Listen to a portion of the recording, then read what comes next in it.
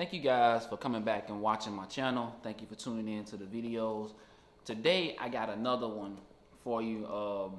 I've been in previous videos I talked about getting some new getting a new journal and like kind of being sad that I'm running out of space in my Galen leather journal.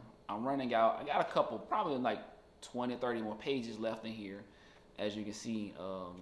And again, this is the old Tomo River paper, and it has 400 pages in it, and it's a lot of paper, right? I think I've had this notebook since like 2019 or something like that. It's a long time that I've had this one. But I recently started using it more once I found a pen that I like to use with this particular paper.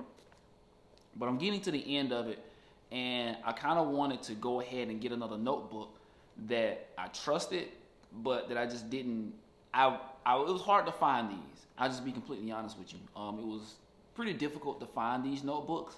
You can get them from their website, but like their shipping takes like 2 weeks to get them.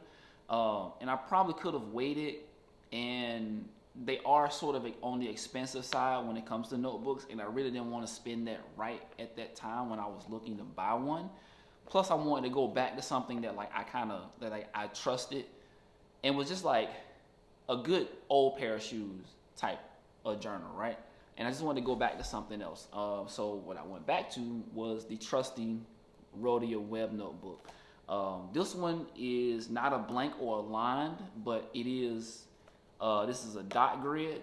I kind of got a dot grid on accident because I bought this off Amazon, and Amazon will show you what you purchased previously, and I just grabbed it. I was like, oh yeah, I've had one of these before, and I just bought it, and it was a dot grid, and I'm just like, I could have returned it and got the line version, but I was like, you know what, it's here, I wanted it, it's fine. I did want a purple one though, because purple is my favorite color, and I love how this leather or like this cover feel. It's really not leather, and I really want to see how this worked out with the type of pens that I use now with the Pilot Custom Heritage 92 that I use now. That's a mouthful for a pen. And so I wanted to see how that worked out with this. And I'm probably gonna wait until either I run out of ink in that particular pen, and then I want to use the Alchemy ink that I have, the Raven Blue that I have. I haven't made a video about that yet either. So I'll probably do that, do an ink review, and do a notebook review at the same time. I have posted shorts on that though. But I'm very excited about this, and the one thing I love about these Rhodia notebooks is I love heavy paper. I was not a big fan of the lightweight paper in this notebook at first. It took years to grow on me with this. Like it took me a long time to just get comfortable with using the lightweight paper in this. And like I said, it's 52 grams. This is a 90 gram.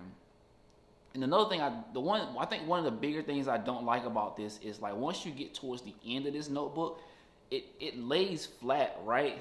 But like let's say, so it's like this. But then if you see that, it's like when you sit it down, it kind of leans down like this, and you kind of have to bend it over, and it just writes weird because it's a stack of paper. It's a lot of paper in here. So you have like this huge, it's not a huge gap, but you have a gap. So when you go to write, you can only write like on this side of the paper, right? Because you have to lay it doesn't lay totally flat like like one that doesn't have a ton of paper in it. And I think that's one of the reasons why I want to go back to this too, because if you look, like it still has that gap, but it's not as much towards the end, right? Also, I like the heavy Clairefontaine paper. I've always liked heavy paper. I've always liked how the heavy paper feels. This has sort of like kind of like a waxy feel to it a little bit.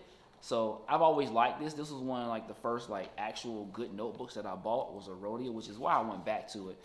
Even though Walmart sells moleskins now, which every time I see it at Walmart, I'm tempted to grab one, but I know better. And there's like this theory that they have, if you get the one that has like the I want to say it's like the 6 or the 9 blocks on the side, that's the one that has fountain pen friendly paper, and the other ones that just has like the Moleskine logo on it is not fountain pen friendly paper.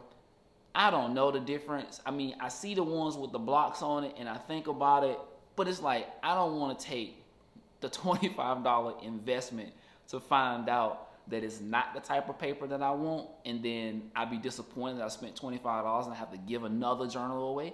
So I went with the trusty old, it's not old, but I went with the trusty Rhodia Webnotebook, which has never failed me.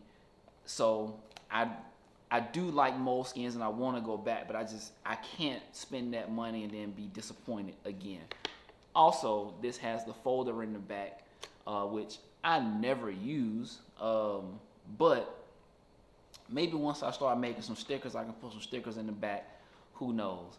But again, this is a dot grid. I've never journaled on a dot grid before. Like seriously, I've always done like either lined or a blank page.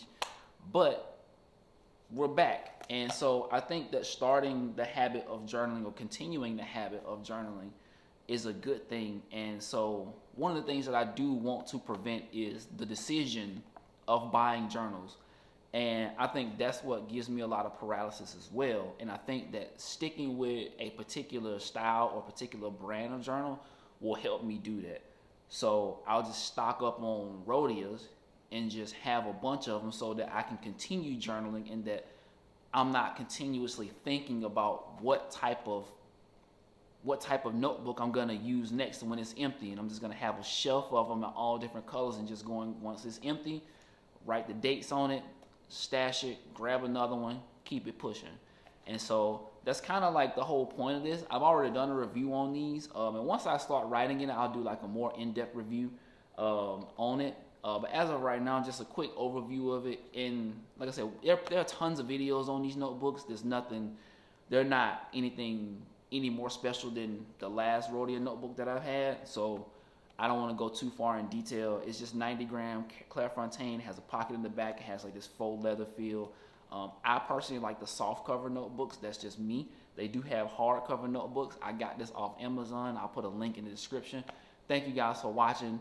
Please subscribe to the channel, like the video. I got more content coming. Thank you.